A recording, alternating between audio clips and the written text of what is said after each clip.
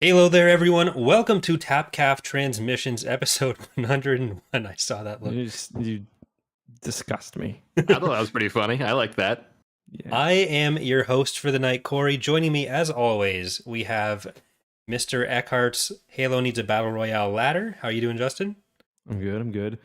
I feel like my circle of friends gets smaller and smaller every time I talk about Halo needing a battle royale. And joining us for this Halo discussion tonight about the Halo show episodes 1 and 2, we have the man behind the curtain, Mr. Marc from the Templin Institute. How are you doing, Marc? I'm pretty good. Thanks for having me. Well, thank you for joining us on such short notice to talk about, I believe you called this your favorite TV show of the century? Yeah, I think that's what I said. Yeah, this is about right. Greatest sci-fi to ever exist, I think was the exact words. Yeah, so for sure. We will be talking about both episodes 1 and 2 of the show tonight. Full spoilers. So if you haven't seen it yet and intend to, and you're worried about getting spoiled, go and watch the episodes. Don't listen to this right now. There's some big things that happened. We will be talking about John Halo's face. Yes. They really... Yeah, a lot. Yeah. So before we get into that, is there any major news you want to cover for, I guess, either Halo or Star Wars? We did get an announcement from Ewan McGregor himself that the ObiWan show is pushed back 2 days to Friday, May 27th, but we're getting 2 episodes out of that. So, yeah, so 2 episodes of that, and then I didn't realize, but then releases are going back to Wednesday. Okay, I didn't see that part. So I stopped him talking before he finished. Yeah, so yeah, that's fine. I mean, 2 episodes first week's going to be fun. I wonder why they did that, whether like they thought 2 episodes would build hype better, or like whether it was a scheduling issue. Hard to say, really, but something bad must happen, right? Because they'd previously announced that initial date, right? Like, I can't imagine. It's a pretty big deal to change the date you're premiering your show after you've already announced one date. Yeah. I really have no clue why. Did they just like, was it like double scheduled with an episode of Moon Knight or something, and they decided in the 11th hour to change that? Yeah, it may have been because like we're at the point now where like every Star Wars show is running up against a Marvel show. Yeah. What's that? Hawkeye ran up against Book of Boba Fett, I believe, and from what I understand, that ended up hurting Hawkeye a little bit. So definitely in their best interest to avoid that. Oh, yeah. Okay, yeah, I guess that makes sense. So is there a show you're particularly looking forward to, Marc, of the Star Wars shows? Because I don't think we've spoken to you about any of the recent ones. I was really looking forward to Book of Boba Fett, and now I I think Boba Fett was clearly a filler show, and I don't think Kenobi is going to be that at all. So I should be excited for Kenobi, I guess, but the Boba Fett scandal, if you want to call it that, really just it sapped my enthusiasm. So I mean, I'll watch it, but I'm not hyped anymore, really. Okay. That might help, because I went into this Halo show with very, very low expectations. Well, before we get into Halo, okay. Well, sorry, I just got to interrupt. Yeah, like what the really quick. This is for podcast listeners. You saw probably this week that I've started releasing episodes on Monday. That's because they require a little more editing now. So look for them Monday morning. I'm going to try to have them go live Monday morning for you guys' commute to work. But yeah, I just wanted to, before I forgot, I wanted to make sure that you guys are up on the change. Hi guys, Ewan McGregor here. They're actually going to go live on Friday, but there'll be 2 episodes at once, and then back to the other schedule. There have been times. Yeah, there was one time where like we had an episode on Thursday, and I just forgot to post it until like Wednesday. So yeah, and also as a reminder, we're reading. It's Dark Tide? Dark Tide, right? Yeah, number 1 next week. And I don't think we have a guest yet. I'm gonna try to reach out to some people and see if anyone wants to join. I should probably do that soon because there's a book people need to read. But I think it's a relatively short book. I think the Dark Tide books aren't that long. I might be thinking of Edge of Victory again. But yeah, we're gonna try to get as many guests for the New Jedi Order as we can. But Halo time, I guess. So what were your guys' expectations going into the show, like before watching the first episode? My expectations were, I'm not going to lie, they were really low, just because I wasn't impressed by the trailers. And there is a distinction I've got to make too, because a lot of people have been saying, listen, you guys, you Halo fans, you just want the same story retold again. That would have sucked.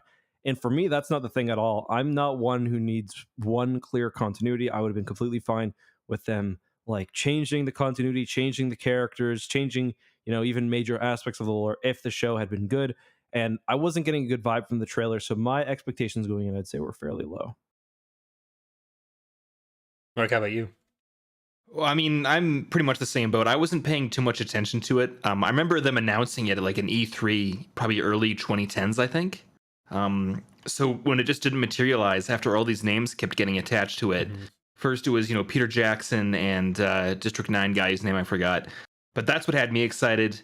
And then that never happened. And then I think they brought in Steven Spielberg's name. And I mean, it took, years and years after that. So by the time we actually got here, I was like, something's gone wrong with this. And I don't know, I wasn't hyped, and the trailers didn't really change that for me. Yeah, I mean, Halo shows have, like, in various forms been in the works for, since I think 2000, and there's even, like, before Halo 2, I guess, is when it started, but serious efforts in, like, 2005 to 2010 to get, at that point, it was a movie off the ground, and obviously no success there. There's, like, the famous story of Microsoft I believe it was Microsoft dressing Master Chief up and sending him to movie studios with a script, which obviously never got made. You can even find some of the old Halo scripts online. I need a producer. Yeah, I need a producer. So it's been, like, honestly, nearly 2 decades, the better part of 2 decades in the making for this show, which, no pressure or anything. You get one shot at it, probably. I heard with regards to that pitch, rather, that Microsoft just went in. I mean, this is all hearsay, but from what I heard, Microsoft was really wanting to get this done, but didn't want to play ball with any of the studios. Like, they weren't taking any suggestions. They had their idea of what it had to be, and they refused to deviate from that. That's what kind of threw that off, from what I heard. Yeah, no, I've heard that too. And that's, like, the most kind of ironic thing for me, that Microsoft was apparently playing hardball. They obviously... It's kind of interesting because if you look back even at Halo books back in the day, the biggest thing on their cover was the Xbox logo. Yeah.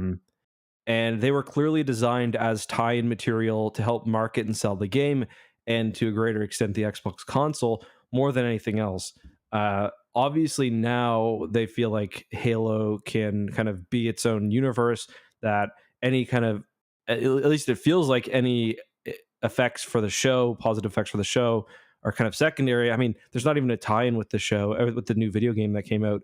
So I guess there's been some major change in that arena, but it is kind of weird that they seemingly wanted something so tied to canon, and now they kind of went in the opposite route, and the show's pretty much completely separate from everything else. Well, I can kind of see how that would end up the way it did, where in like 2006 to, I guess, 2010, Halo was just such a big, relevant cultural touchstone that people who didn't play the game would still know who John Halo was. And beyond that, it just stopped being as big of a thing. Like, it's not a big thing now. So a studio coming in saying, or like Microsoft coming in saying, okay, we're letting you make this into something that's going to make you billions of dollars. That's just not the case anymore. And at that point, especially, the idea of, like, video game movie tie-ins, they just were never good. Movies or TV shows. You had, like, the Mario show, and then Prince of Persia with Jake Gyllenhaal, which was, like, probably one of the better ones at the time, which wasn't good. Tomb Raider was okay. Yeah. And Resident Evil. Those were, like, okay. Yeah. And, like, I think getting away from Halo being as big as it was almost necessary for a studio to take a chance on it properly, where they wouldn't have been would have been strong-armed by Microsoft into going about it a certain way. So well, here's my question for you. Let's pretend it's back to the glory days of Halo, whenever that was. What does your ideal live action Halo TV show or movie look like? Like, would you prefer one or the other, or, like, and who's directing it, and what's the story? I'm gonna give the boring answer. I think that, like, you can make an interesting story based around the events of kind of the video game, and, like, the kind of most famous era about Master Chief and all of those other things. Like, people are always like, you should have a Halo game starring ODSTs or starring this or starring that. I don't think that's practical. I think if you're making it, or sorry, a Halo movie rather, starring ODSTs or starring Marines, I don't think that's practical. I think if you have a movie, you want to have John Halo and then starring in it. And like, I think personally that you're better off telling some variation of the kind of tried and true story. Now, obviously, you change things up. There's a lot I think you can do to kind of spice up and make things compelling for non-fans, but also new stuff for fans who already know the story. That's kind of how I think I would have preferred to do it. And I think movie form would have been cool, but so a longer series definitely could have worked as well. Yeah, I don't know. I think the best comparison right now for something with like an established universe of some kind, where it doesn't necessarily have as big of an outside appeal, really is Arcane right now, the League of Legends show, which was great on its own. It didn't really tie itself into existing lore too much. It took a lot of it diverted from that a lot. And League doesn't have the same amount of established lore as Halo does, but I feel like if it was established as a second continuity, which it seems like it is now with the show anyways, that it still would have the opportunity to do some cool things. I do think that focusing more on the time period of the games for a movie or show would have been a bit more interesting, because like I understand what they're trying to do with the episodes or with the show as it is right now, kind of showing like the darker side of the UNSC and focusing a bit more on that like internal human conflict while the Covenant are this looming threat, but that like not everyone really believes in yet. But it seems like they're trying to do all of it so fast without building any of it up that they're losing out on having some clear, understandable conflict for people coming into the grasp, where you could set it up as like the start of Halo 1, humans are fighting the Covenant, and then you introduce these these elements of, okay, the Spartan program was completely messed up, when you've spent more than 5 minutes with Master Chief doing one cool thing. Because like we start off with Master Chief having this, he leaves the UNSC for 2 episodes and then like goes existential back. crisis immediately. Yeah. That's kind of that's something that I've kind of been mentioning too. It's like you do the whole like Halo 4 and some of the expanded universe stuff did the deconstruction of the Spartan program and like how this is kind of fucked up that all these kids have been stolen, and actually the UNSC is kind of a totalitarian government in a lot of ways. They've been in war for like decades and like things are not great, but like the only reason that's interesting is because you've established like Master Chief as a hero. So when you kind of look behind the veil, it's interesting. In the show, it's like episode 1, it's like you don't even know who Master Chief is. You don't know why he's legendary. He's at one kind of quick skirmish with the Covenant, and we hear a little bit about people talking about Spartans, but other than that, it's like it's too early for them to. It just seems like the show needs that interpersonal conflict to focus on, rather than like I think ideal Halo show would be more about kind of the war itself. Yeah, I think the plot of the first video game, it's been a while since I've played through it, but I think it's pretty cinematic on its own. Like I think a direct adaptation could have worked pretty well. But yeah, I'm surprised this is what we ended up with, because as I'm sure we'll get into, all the changes they've made to the storyline, I guess I kind of get why they've done it, like for budgetary reasons or something, but it just doesn't make anything better. Yeah. Mark, what's your background with Halo lore, I guess? Like, do you read a bunch of the books, or are you just games and that's it? When it first came out, I didn't have an Xbox, so I played at my buddy's house, and I beat that first campaign like many times. Right. With Halo 2 is the same. I never played through Halo 3. By then I had moved out or something, and I didn't have an Xbox or access to one. And after that, I kind of fell off a cliff. But then when I started up Templin Institute, I got back into it, reading all the lore, and I love a lot of it, and then I hate a lot more. So that's my relationship with Halo. So I think I'm probably the only one who's actually, because Corey, you've never read any of the books, right? Yeah, I've just got the campaigns of basically Halo 1 through 3 and Halo Wars to go off of. Like I've kind of absorbed a lot of it through osmosis as well. Yeah, of course. But I'm still like I barely know any of the details. I know like Dr. Halsey sucks. I know generally like broad strokes, but no real detail other than that. So the Fall of Reach is a lot of people hold it as like the gold standard for Halo books. I think it was also the very first one, maybe the second one, but like that's a story that people kind of point to as one that would fit well for a movie, and or even better for, I think, a long form TV show. And I agree, it has been adapted in like sort of a motion comic sense, but never even in like true animation. And kind of the story of that is it starts off with the UNSC, way before the Covenant, even way before anyone knows it exists. They recruit the Spartans. The Spartans are originally meant to fight. There's this insurrection in the kind of humanities realm, which threatens to tear the government apart. So the UNSC gets involved, and then it shows kind of the Spartans being abducted. John as a young child, they go through the augmentation process. A ton of them die.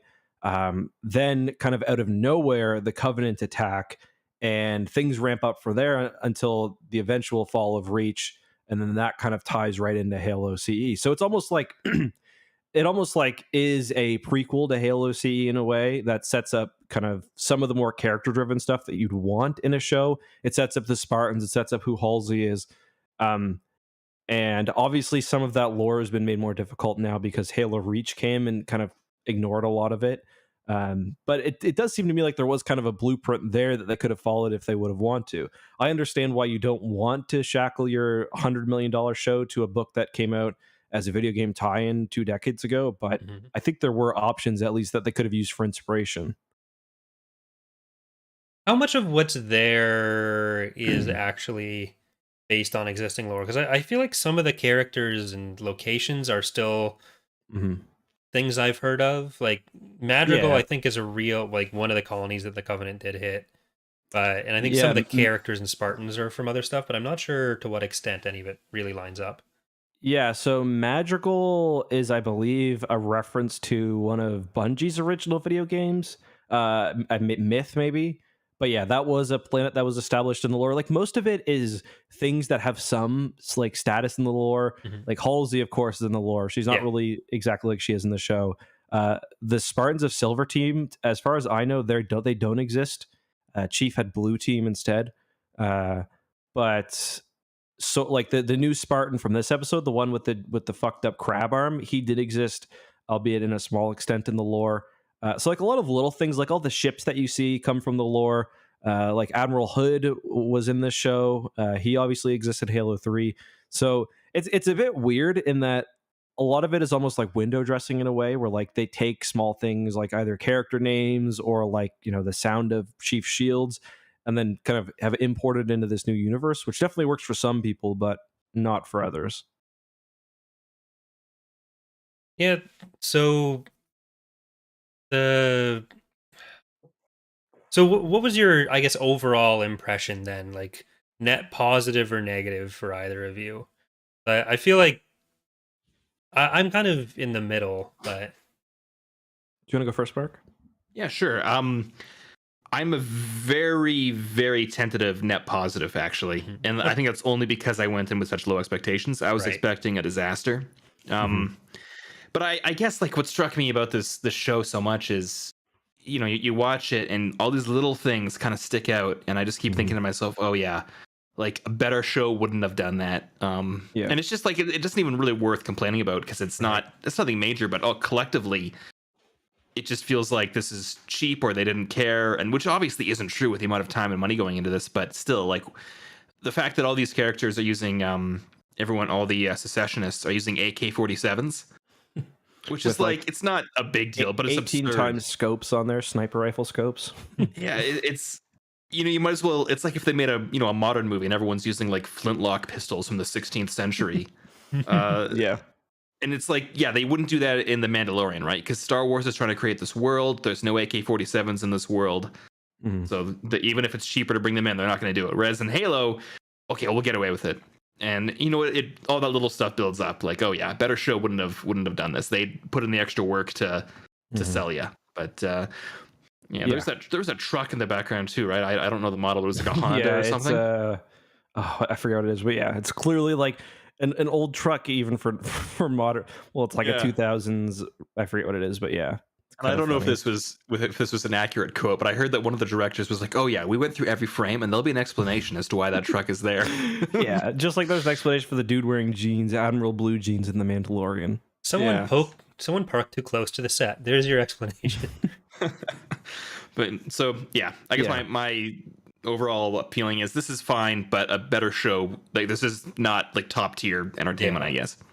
I'm just like I'm not gonna lie, like I'm a little heartbroken because you're right in that it's okay, it's fine. Like right now, I'd give it a 6 out of 10. It's certainly not unwatchable. Like I kind of look forward to watching it every week, and it's what I expected based on the trailers too. I think the trailers were very honest about what the show would be like, but it's also just like this is the Halo show we've been waiting for 20 years, and like the chances of us getting another one like after this or another piece of live action media to this extent, I think is very, very low.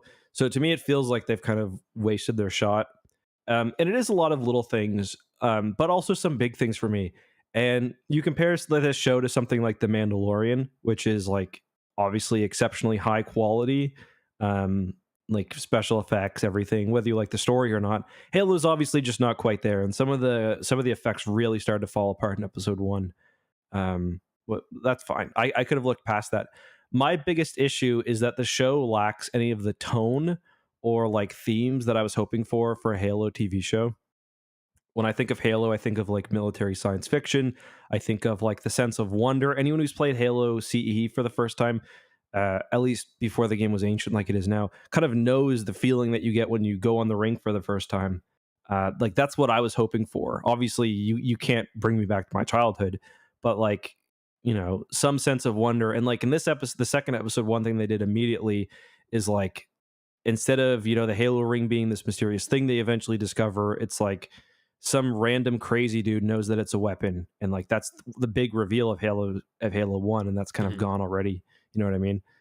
So I found there's been like a million little moments like that I found extremely frustrating. Master Chief kind of being one of the chosen few who can use Forerunner technology rather than humans being reclaimers is another one that bothers me. That might not bother a lot of people, but it's kind of like a million little things like that, I guess.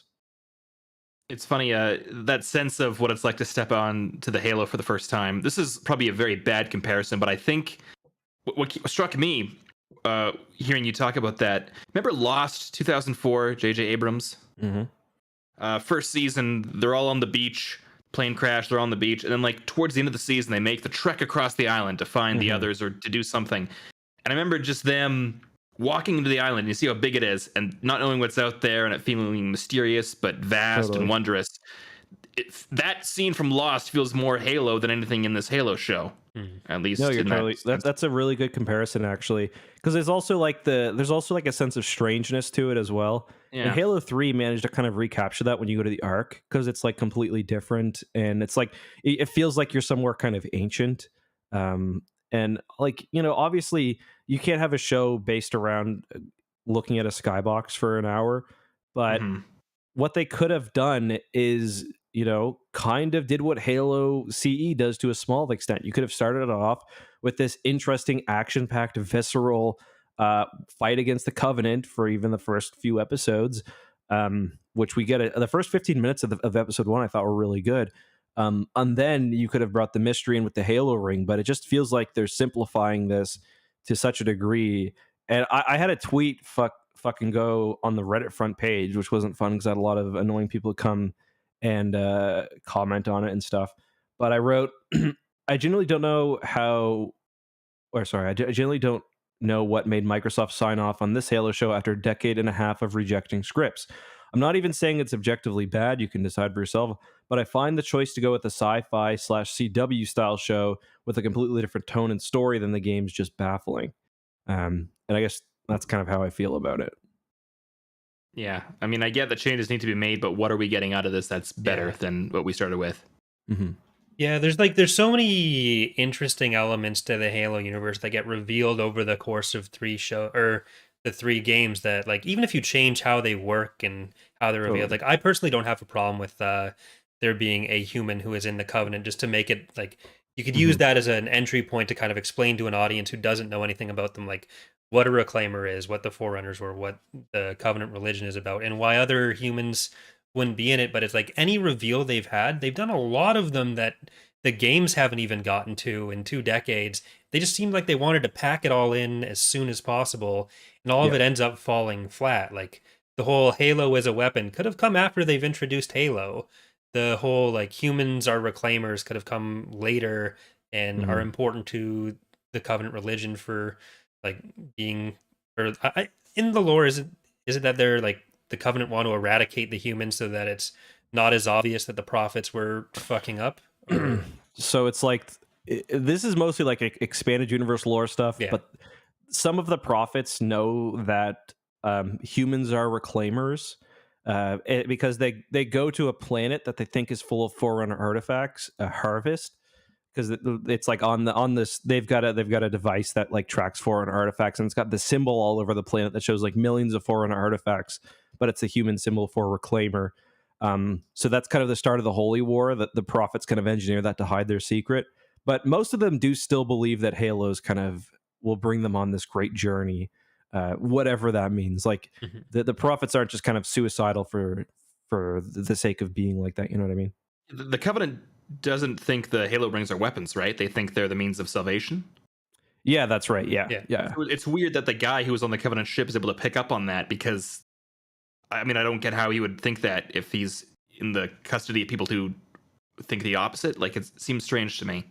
It's just like for me, I just can't get behind any decision to talk about the Halo ring before you show it, because like that's half of what makes Halo CE interesting. You're on this, colossal mega structure that like even in a world where you're fighting these weird aliens and you've got all these superpowers and stuff, this ring is still, a million times stranger than all of that. And you don't know what it is. You think it's a weapon.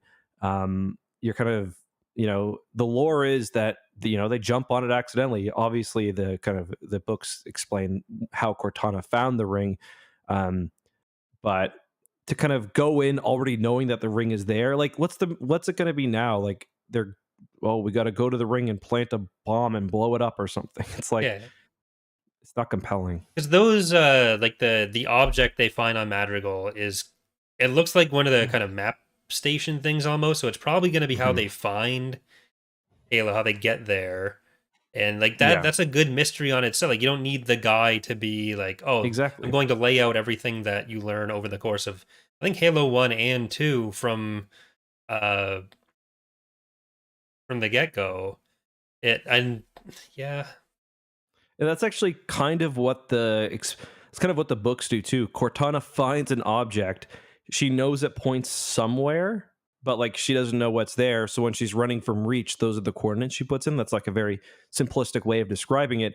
And like I think that's like jumping off into the great unknown is a million times more interesting than, stereotyped crazy man with PTSD, like handled in the most blunt way possible because he's sniffing your helmet, like tells you it's a weapon. You know what I mean? I am glad that we're not going to have to wait for someone to say, wait a minute, this cave isn't natural or whatever Cortana does in the middle of Halo 1. So maybe that's what they're just trying to stay as far away from as possible.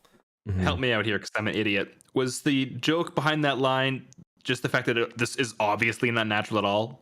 It's because they say it in Halo 1. Yeah, in Halo 1, you're like halfway through the game, you're on Halo, and Cortana's like, this doesn't seem like a natural formation about a cave system. It's like, yeah, obviously, the whole thing's artificial. Like, it's literally like you're driving up like a metal ramp. Oh, okay. Yeah, she's like, this cave doesn't look like a natural formation. Like, oh, is it really? I knew the meme, I just didn't know the origin, so okay, that's good. Yeah. Yeah, I also, Corey, I do want to mention, you got a good point. I was somebody, and I'll admit that I definitely was wrong on this. I thought that the human being in the Covenant would be dumb. I thought it was just like, oh, this is if it ends up being Master Chief's fucking sister or something, like I'm done with the show. It's Jill Halo. It's definitely going to be Master Chief's sister, but anyway, I thought that was dumb, but I actually really like the way that they've been pulling it off, and like not just because we almost got boobs in a Halo TV show, but because I think the actress is really great, and it's clear that she's kind of like an arbiter-like figure, I think, where she's kind of going to be how we see that the hierarchs are full of shit, and she's just being used for their kind of greater purposes.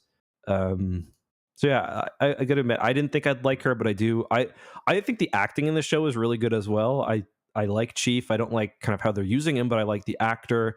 I like Halsey. I like what's the baby Yoda he's protecting? What's her name again?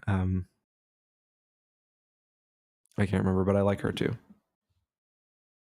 Yeah, I mean, nobody's bad, but going back to the woman in the Covenant service, I mean, I don't hate it. I thought I'd hate it much more, but I think it just muddles the already kind of loose world building they're putting into this, where we keep being told the Covenant are in this big war, but we only see that brief scene in the first episode. Like, that's what strikes me is, like, where is the war? Like, everyone seems pretty lackadaisical about it.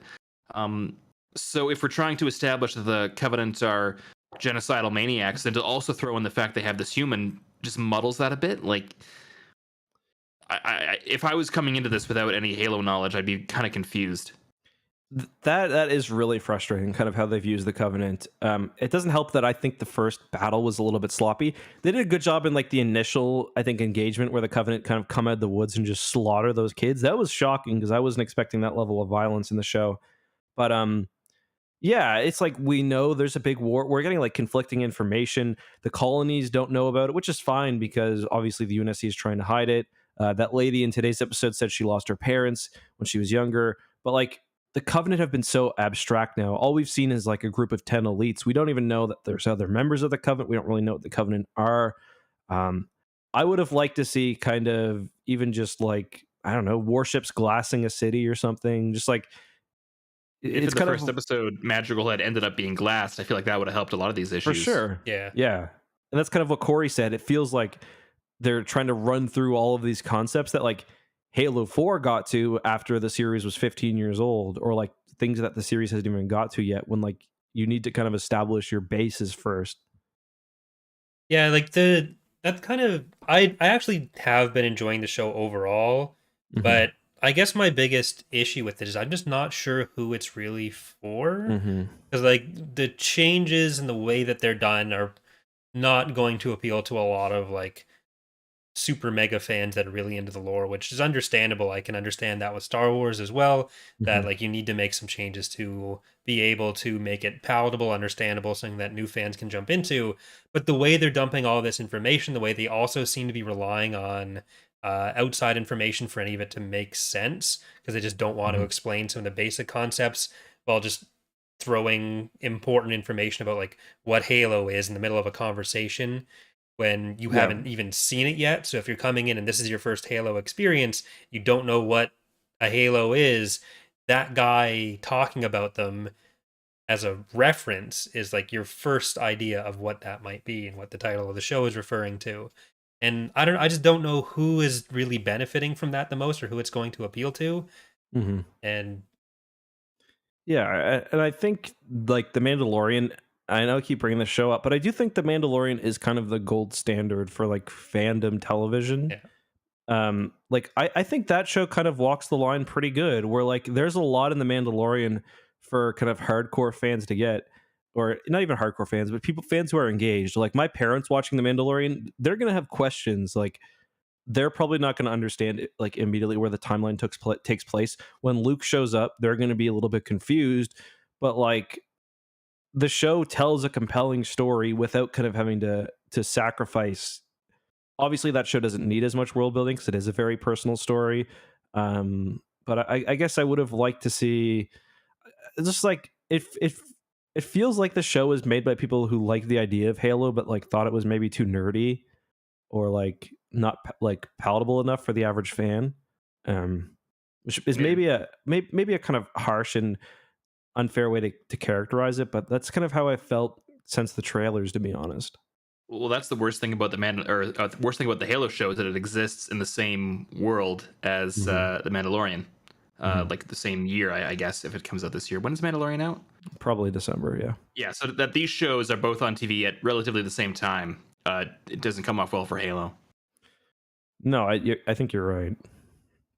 There's elements like, and moments where like it does kind of capture the Halo feel. I think like looking at the scene on Reach when they're first showing it, I think I really like that scene, and I do like a lot of the characters, just the way that they're choosing they just needed to slow down. I think don't Agreed. Do as much as they're seeming to try to do, because we don't need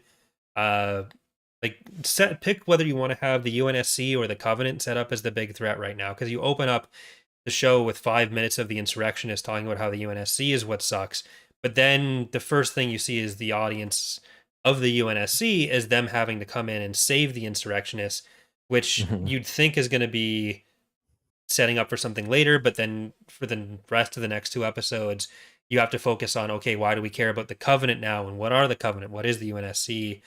Yeah. Rather than choosing which of those to do now and which of them might be a plot for season 2 instead. Yeah, like the lesser evil thing. Like, you know, the UNSC sucks, but like they're not genociding us. Not yet. I think they got a little bit better with that on explaining like why Master Chief was going back to the Mhm. UNSC, because like he's found this information. It's important that he get back, and those are the only people with the resources to handle Mhm. it. Like I think the second half of episode 2 was a lot stronger for me than the rest of the show so far. And but I just don't see how he goes back to the UNSC and says, "Hey, there's this threat," and Mhm. suddenly everything's forgiven between all of them. And like, "Hey, what about that person we told you to kill? Where's she Yeah. at? Sorry, not going to tell you." Like, it just seems like it's setting up a lot more than it's going to be able to pay off properly in a reasonable amount of time when there's so much else that they need to focus on. I think that's a tendency of modern television. Star Trek's been doing the same thing where they want so many shocking, controversial moments Yeah. that they just throw them in with no regard of how you move on from that, you know? Like in Star Trek, there's like a mutiny in like the first few episodes from your lead character. Mhm. Uh, and then you got to build on that and constantly escalate things to the point where it's just absurd. Yeah. Yeah, I think that's a good point as well. Where it's like, it feels like the conflict's all wrong to me. Like when you play Halos 1 through 3, I think part of the reason why it is kind of interesting is because humanity feels like they're on the brink. They're on the brink. Maybe less so in Halo 1 because the game doesn't go into world building that much really, other than like what's going on in your immediate vicinity. But like I really like the idea in Halo 2 and 3 that like the Covenant, like it's essentially game over. Like humanity's got one planet left. And they could do something interesting with that when Reach eventually falls, which I suspect it will, and the show could have like its red wedding moment. Um, but yeah, I Yeah. also agree with you, Corey. Sorry, go ahead. No, you can agree with me all you want. I was gonna say I agree with you. I actually really like the last 15 minutes of the show. I like the idea that Master Chief gets some really difficult information, and like the first thing he's got to do is go back to Mom and like go back to Halsey, and like Soren kind of calls him on that. Um, Hidden Xperia actually had a really good point, though. Like, I understand why people like Chief taking his armor off, but I think that whole scene would have been a lot more interesting if Chief would have been like unwilling to take his helmet off on the space station to like compare him to Soren, who's like out there kind of living as a free man, and Chief's there like in his full fucking armor, looking like a nerd the whole time. You know what I mean?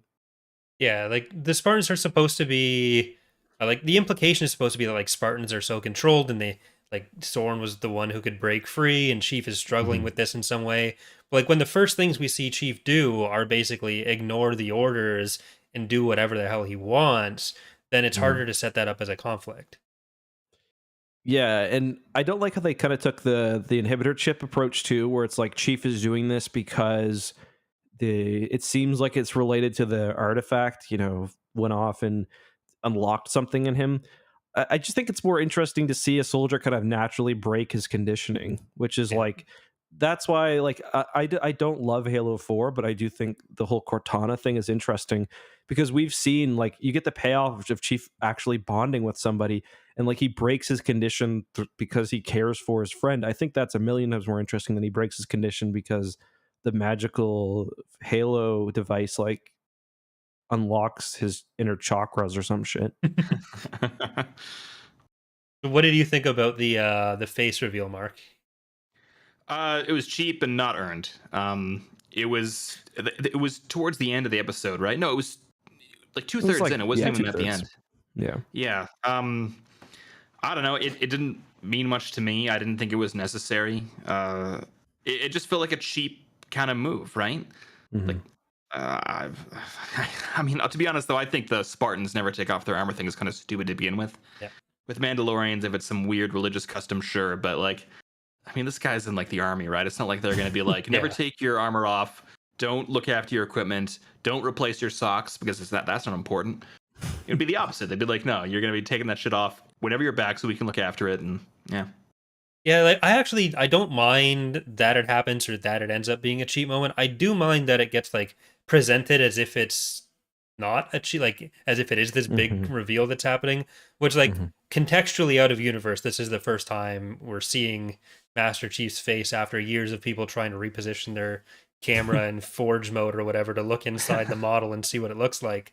But in the show, they are like talking about it as if it's this big thing that's happening, or like the showrunners are presenting it that way, and then he's spending the entire episode with his helmet off anyways. Yeah. Wait 3 seasons, then do it, and it'll be the big moment you want.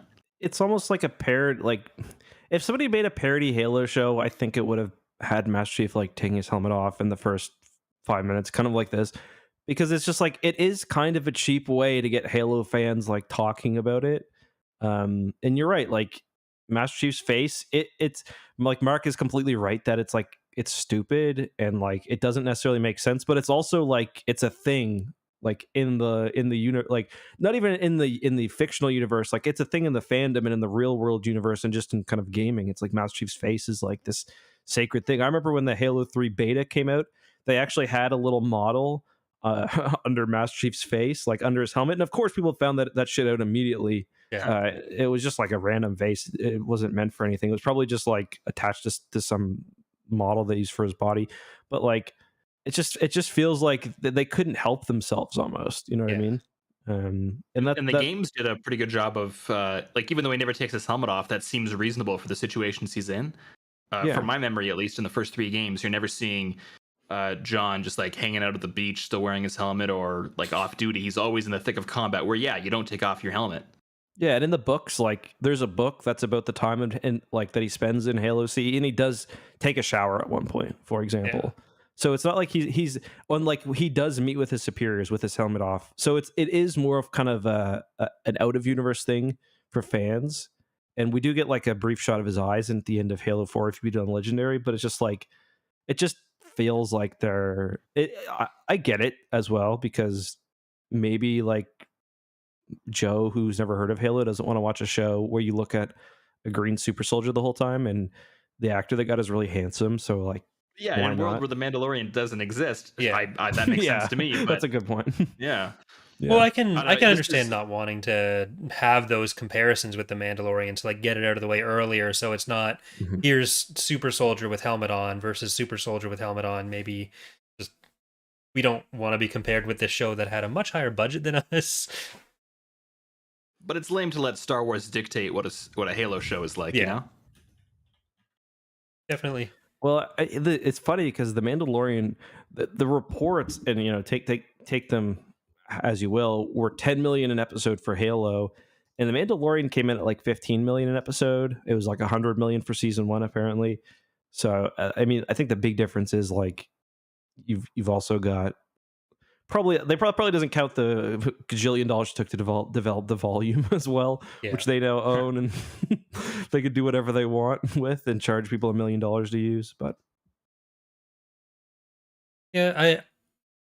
what's the deal with the AI development in universe? Has that always involved humans in some way, or is the idea that it's like a broken human kind of a new thing? So the idea was essentially that to make the old Halo games had 2 types of AI: smart, or the other Halo timeline has smart AI and dumb AI. Dumb AI are kind of exactly what you'd expect, just really advanced machines. They're still perfectly capable, like that's what you'd use for most systems.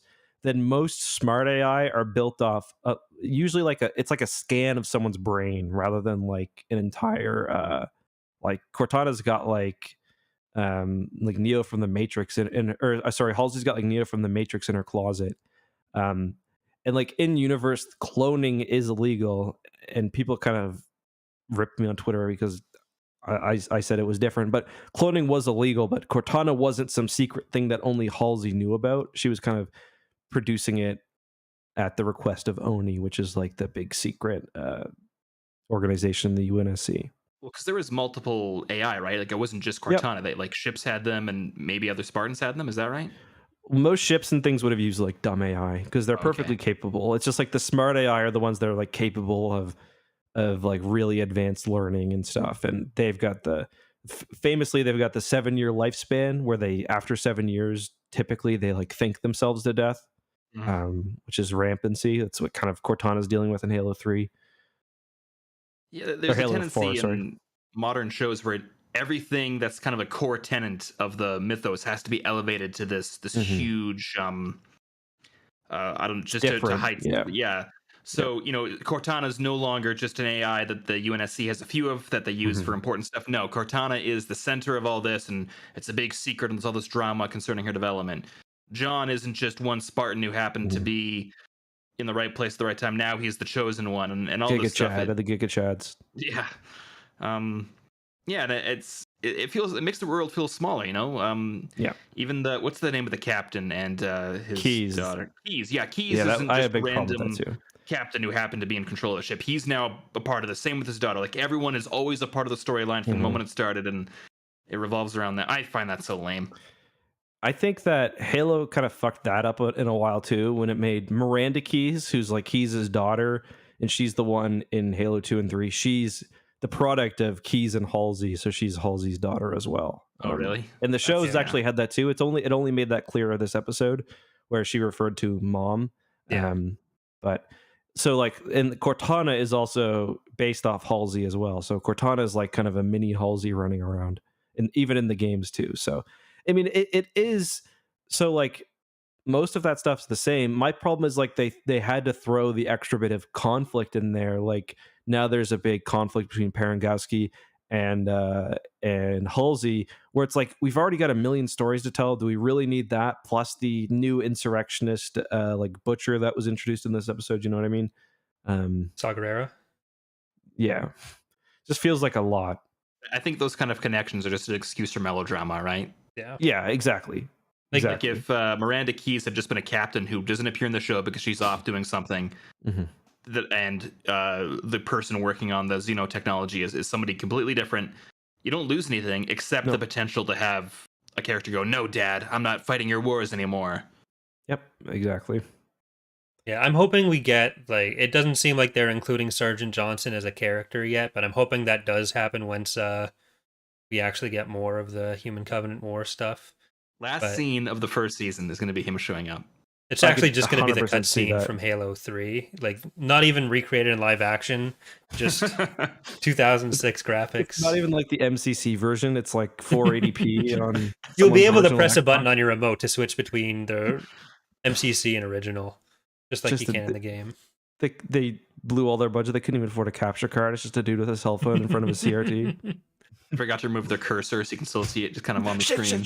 So, am I wrong on this, or like the intention with Cortana is that she's going to be what Halsey thinks keeps Chief in line now? Like, that seems to be her intended plot purpose, which means like, or at least that's her stated purpose. I don't know whether Halsey actually thinks that, because Halsey's always supposed to be kind of like a monster with like maternal instincts. You know what I mean?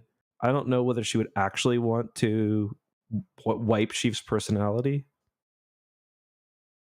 Yeah, like I'd hate for there, after all of this other stuff that's been set up as conflicts we'll need to deal with, like having another conflict line that we need to draw on our Charlie whiteboard from It's Always Sunny to be like Chief and Cortana are now two opposing forces that we have to worry about. Like, one of the things that I was really looking forward to most was the Chief Cortana banter, I guess. So having Cortana be turned into kind of like a scary background force who's like whose purpose is to enforce like the UNSC Ironi's will on Master Chief. Like, if that ends up being what she's for, instead of making fun remarks about natural formations, then that's going to be a bit disappointing for me, I think.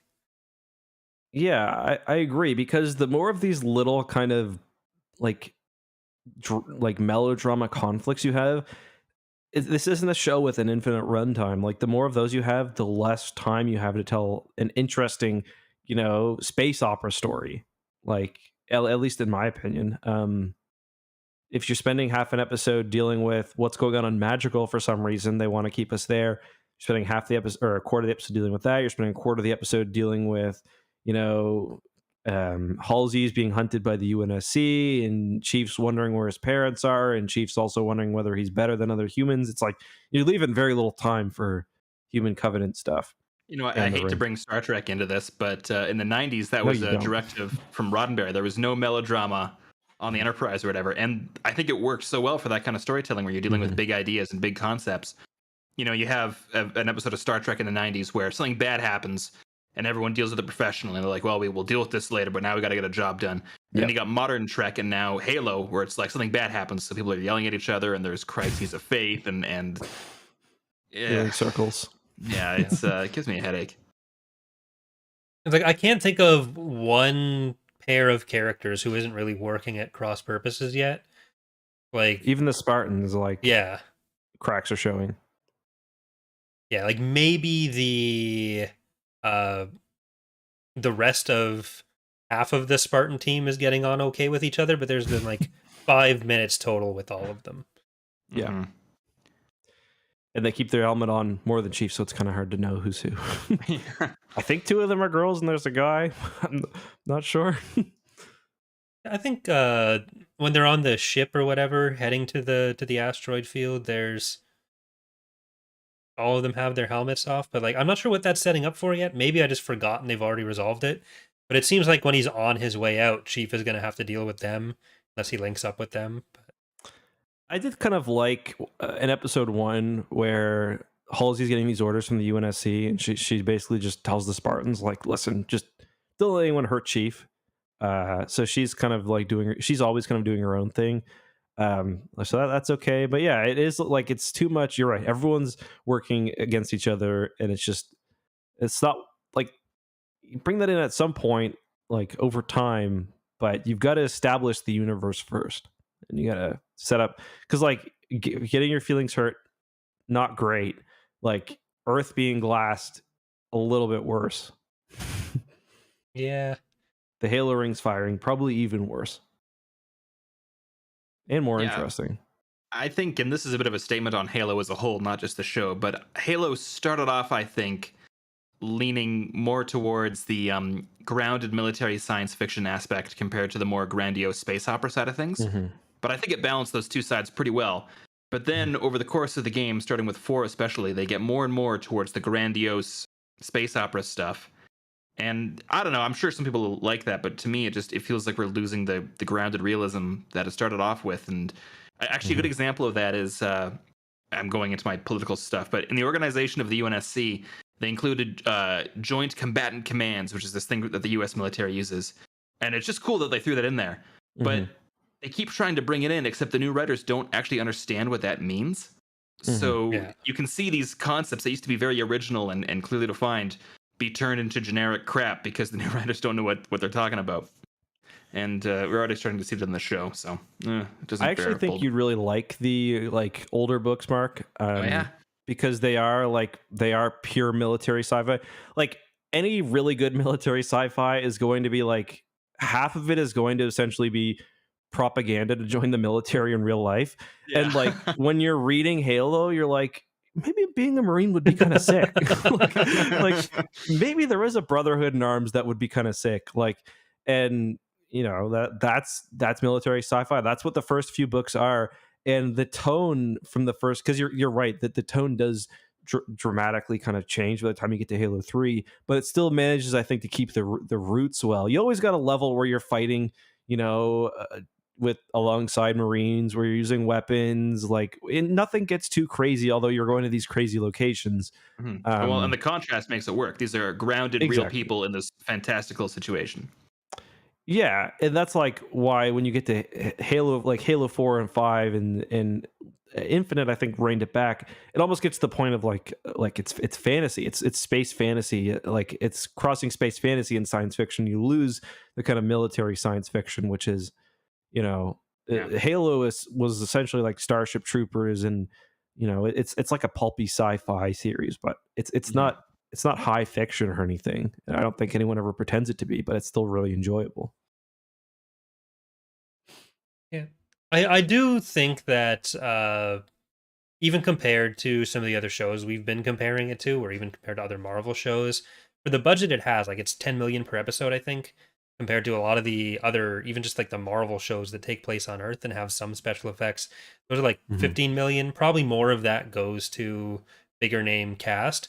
But I do actually think that overall the effects have been really good for a show that probably needs to rely on it a lot more than others do, just because of the type of setting it is, the fact that so many of the major characters are going to be aliens, and any fight scene has to be pretty heavily CGI with the people they're fighting. So I was It's actually scattered, but pretty strong, I think. yeah. Like there's some scenes, especially when it's farther back and you can see elites at like a distance. I think that's where it's kind of weakest, but even then it's not so bad that I'm like drawn out of it. Well, it's funny because the Mandalorian has already heightened things across the board. It's like it's raised the bar. In the second episode, when they're in the dropship heading towards that asteroid base, and you can see they don't have that technology where they're in the giant ball of screens, so they're just like flashing lights on them. That doesn't quite match up to what you're seeing outside the ship. I mean, that's something you notice now that you wouldn't have noticed a while ago. Yeah, the interior of the asteroid too. I thought, especially like compared to what would have been in the Mandalorian, looked really cheap. But I agree that like the special effects, so especially like the cities have been really great. And the Prophets, unbelievable on the Prophets. Yeah. I think they look extraordinarily good. I think Actually, those I think they're top are anything in puppets. Star Wars. Oh, really? Yeah, I believe they're puppets. But yeah, no, I agree. They look phenomenal. The Elite, I thought with his helmet off, I don't like how they look in armor so much. They're fine. But with his helmet off in this recent episode, I thought looked really good. The spaceships are awesome, especially because like they're pulling some strange ones from the lore as well. Like not just the stalwart class, which is the frigate from Halo 2. That's what they've been in this episode. But like other ships, like it's just I really like that as a ship guy. I'll watch it for that reason alone. Probably. What were some of the deeper canon ones they brought out? There's the Halberd Destroyer, which is I saw that one. You've seen that one a couple of times. I'm pretty sure in episode 1, I haven't seen anybody talk about it or like a really high definition screenshot, but I think there's a Prowler docked on Reach, like when the big gun is firing, you can see a ship on the ground that I think is a Prowler. The Chevy Tahoe, that was a pretty the Chevy Tahoe. What else? Not a ship, but that minecart thing was it was okay, but that one section where it flies off and then deploys the thing halfway into the air and then locks onto the wire, like how is that safe for anybody? Yeah. I kind of like that we're in a sci-fi that's not like quite as advanced as Star Wars for the people, so you do have some of this like jankier stuff for groups that aren't the main human group, where it's like I would never touch that in a million years, but it's kind of just what you got to do if you want to exist in space right now. I don't think they needed to do that. I think they could have just had a better, like they made a roller coaster when they needed a public transit system, and that's not okay. The Rubble, which is the name of that asteroid collection, actually appears in an old Halo book as well. It was in Cole Protocol, and at that point, it's like after the Cole Protocol is the idea that you nuke your ship's computer if the Covenant are about to capture it, so they don't find their way back to Earth. But anyway, there's actually a few Covenant, like a few, because the Jackals, a lot of them are essentially just like pirates. They don't really give a shit about the war, so there's actually a few of them living there as well. So it's kind of cool that like they have taken a place that's from the books, and it's pretty much described in exactly the same way. It's like an insurrectionist hotbed and stuff. Do they describe it as a handbasket covering between asteroids when you're trying to travel? I'm not sure. I don't remember if that's in there or not. It might be. It might be. It's the special effects. They're good, man. There's also like there's a lot of little details too. Like there's a lot of little spaceships hiding on High Charity. Like there's a CPV. Is it CPV Corvette? I forgot the designation, but and the super carrier or one of the bigger carrier, the assault carrier was in the latest one. I saw that one. Yeah, that was pretty cool. Yeah, there's even one inside High Charity somehow flying around, which I don't know if it fits, but that's fine.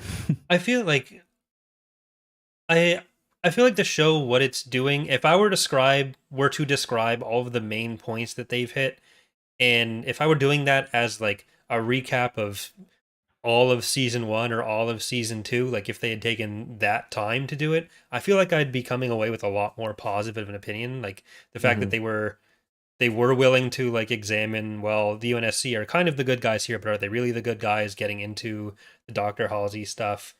Like I feel like I'd have a positive impression of the show if it were doing it over a longer period of time, and that's kind of just what Yeah. it comes down to me. There's a lot in this that I really do like, but Mhm. it's turning into a blenderized version of all these details too fast.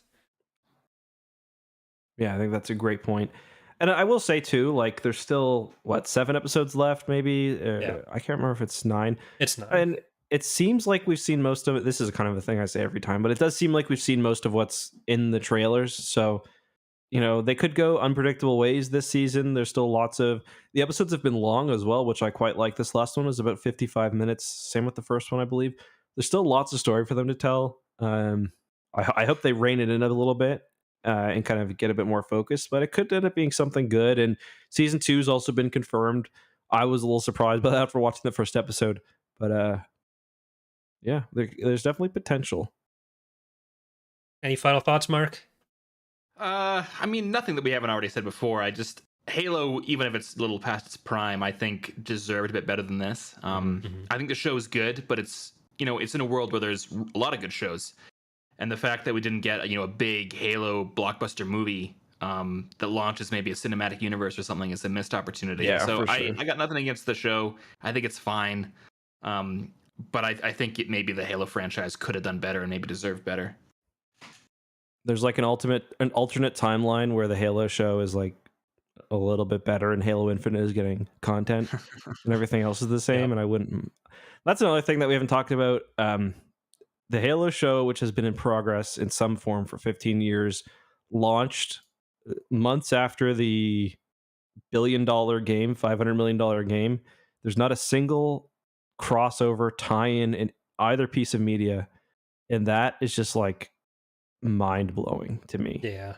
There's not even a message when you log on in Halo Infinite. Like, is that COVID related, or like, how do they not do a tie-in? Like, that seems like such a missed opportunity. I mean, League of Legends had that with Arcane, right?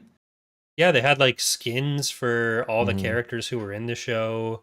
Yeah, that's wild. And, yeah, like Halo's about to launch at season 2, 6 months after season 1, and it's like, I just don't understand why they wouldn't have that be, the silver timeline, or they have these fracture events, which in universe or in the game are explicitly non-canon. So you could have had a fracture event, silver timeline, even having like the silver team logo or some simple stuff. It just seems like you've got these two, what you hope to be giants of video gaming and TV, cross them over for God's sakes. Yeah. It has to be something like behind the scenes that we're not privy to. Like, yeah, for maybe sure. the show was just not talking to 343 as much as they lead on. Something like that. Or the last thing I wanted to mention is music. It's a little disappointing. I'm kind of wondering whether there's some legal entanglements here, because I know that there's been some stuff going on with Marty O'Donnell and how they've been using his music and they own royalties and stuff. Marty O'Donnell's the composer, for those listening who don't know, alongside what's the other guy's name? Anyway, he's one of the composers. There is some legal trouble, so I'm kind of wondering whether they're limited in the amount of Halo music they can use during the show, because the Halo music is really well loved. So it's kind of strange they've only used the monk chant like occasionally, but other than that, not much. Yeah, I think it's that modern trend, and I hate it, because they did that with the A-Team remake, where they only bring in the iconic theme and the credits. There's like a bunch of movies. RoboCop was like that. They had RoboCop, awesome theme song, only in the credits. And instead we just get this bland, generic crap that you forget immediately after hearing. Like the Halo intro music for the show is, God, I couldn't tell you what that sounds like. It's not good. And the intro itself is visually cool. So like it's so bad that I'm wondering like whether they had the show scored and then like legal was like, this isn't gonna work. Yeah. I mean, I wouldn't put it past it. And they've already burned through their first showrunner, right? Yeah, it's new showrunners for season 2. Yeah. Yeah. I think there were 2 for yeah. So fingers crossed, I don't think either of us want to dislike the show. We've all kind of acknowledged as well that it's not unwatchable or anything. Yeah, like, I have a generally positive opinion about a show I just watched that isn't quite up to what I would have hoped if I went back in time and told my 12-year-old self, like, hey, I'm 30 and watching the Halo show finally. Lower your expectations. If this was the 90s or 2000s, I think this would have been great. Like, we're kind of used to this kind of discrepancy between what you kind of hope for and what you get. But But I think we're just in a different world now with the Mandalorian, especially kind of elevating everything. It's funny. I've been thinking about like what I would have told. Like if 12-year-old me would have 12-year-old me goes back and watches the trailer, I think I would have been less of a dick about it than 30-year-old me is. We're like, oh, sick, Master Chief just shot an elite. And me's like, I don't like the overt focus on interpersonal drama compared to 12-year-old me. Just like, yeah, look at his armor, he's sick. You don't think 12-year-old E would have been like, stop with the talking and just get back to the shooting? I would have just rewound and watched. Like one of my favorite movies was Attack of the Clones. I would go straight to the second the clones landed on Geonosis. I didn't watch the rest of the movie. So it's the best way to watch that movie. Yeah. Well, I bring up the fact that like I think it looks really good because I think that's usually what people will think of as like the big improvement that everyone's going to be expecting. Where the visuals of it I thought were great. It's just the story. I was originally planning on watching this with my girlfriend, but I ended up not doing it because I just didn't think it would be that interesting to her because I would have had to explain. Could survive. Yeah, probably not. Like she watched Arcane with me, she watched Star Wars with me, she watched part of the Mandalorian with me. Didn't end up watching Book of Boba Fett with her because it just didn't seem like it was going that well. And then Halo, I had low enough expectations going in. It's like, okay, I'm not gonna see if she wants to watch it. And like, I enjoyed it. One of your try out a series chances with that. Yeah, like you only get so many of those. Yeah. I had to watch Bridgerton. I'm not gonna make her watch Halo for this. But all right. So I think that's pretty much it. Marc, do you want to tell I'll include a little plug for you at the beginning as well, but you want to tell the viewers about your channel and anything exciting you got coming up? Yeah, I'm sure most folks have heard of us by now, but we're the Templin Institute. We produce documentaries on alternate worlds, including a lot of Halo stuff. In fact, I think we just did 3 Halo videos just a couple weeks ago. And if you care about Star Trek, check us out on social media over the next week because I'm heading to Chicago for Star Trek Mission Chicago. Oh, cool. I didn't know that. Yeah, and it's also living in Star Wars' shadow, so I have sympathy for Halo. So at least Star Trek had a few years there. Yeah, we had primacy in the 90s. And, yeah, it was. Oh, it was yeah, good. Okay. What were your recent Halo videos? We did one on the Spartan branch, Spartan operations. Then we did a video on how the Spartan operations branch didn't make any sense in the way it's presented. Which got a lot of funny comments and people confused. And then we did a video on a breakdown of the CCS battlecruiser for the Covenant. Okay. That's like the Star Destroyer, basically, of the Covenant. And the way the Covenant named their ships is actually pretty cool, so I learned some stuff. Right, because it's like one letter that designates whether it's got a glassing beam, right? And then if it has an S in the prefix code, it stands for salvation, which is Covenant for we're going to burn you all alive, which I think is kind of cool.